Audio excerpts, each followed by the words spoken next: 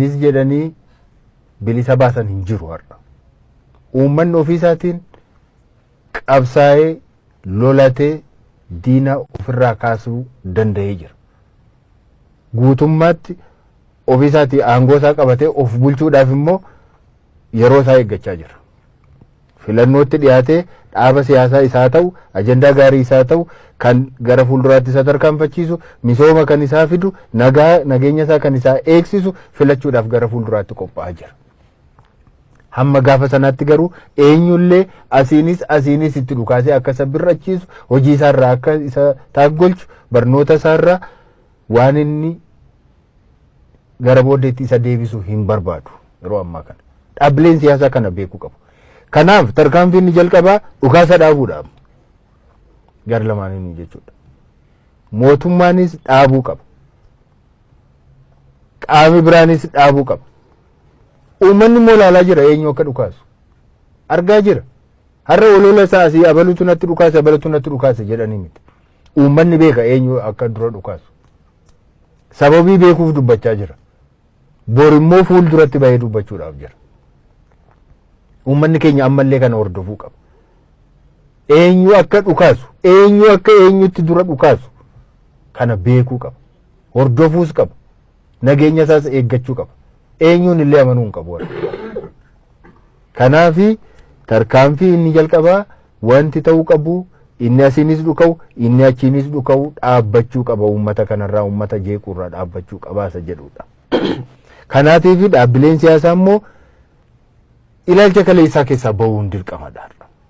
Kaleessa diina waloo qabna turre, diina tokko qabna turre, diina sana lollee ofirraa kaafannee jira. Achi keessaa bahuu qabna.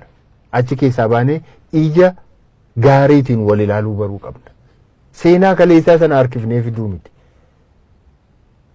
Ija nagaatiin waan haarawaa dhufe kana ilaalcha haarawaatiin simachuun nurraatii eegamaa jechuudha. Qajeelinaan ilaaluu qabna.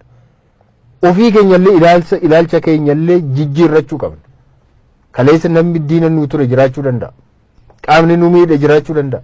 Kana keessaa bahuu qabna amma. Gara fuulduraatti tarkaanfachuudha kan nurraatii eegamu jechuudha. Kanaatiif har'a humna haaraatiin, hamlee haaraatiin, akkasumas immoo abdii haaraatiin gara fuulduraatti tarkaanfachuudha kan nurraatii eegamu. Uummati keenyas kanadha kan inni eegaa jiru malee ammaan booda deebi'ee rakkoo kaleessaa san keessa seenuu hin barbaadu. Kanaaf dhaabbileen siyaasaa kana beekuu qabu. Inni jalqabaa lola dhaabuu qabu, okkara dhaabuu qabu, jibba dhaabuu qabu, olola walirratti oofuu dhaabuu qabu. Fedha uummataa kana beekuu qabu. Kana beekanii gara nageenyaatti deebi'uu akka waliigaltee isaaniitti gara waliigaltee isaaniitti isaan geessu hundumaa hojiirra oolchuu jalqabuu qabu. Kana ta'uu baannaan uummanni eenyu maal akka hojjechaa jiru ni hordofa. Borillee tokkoon saaxilee akkuma kaleessa diina lolee ofirraa kaase yeroo itti fudhatti ta'a malee uummanni kun har'as ofirraa lolee hin kaasa eenyuun illee yoo ta'e. Kanaatiif sadarkaa kanarras gahuun nu barbaachisu. Garaagarummaan jiru xiqqoodha. Waliigalteen jira. Waliigalteen haaraan hin barbaachisu.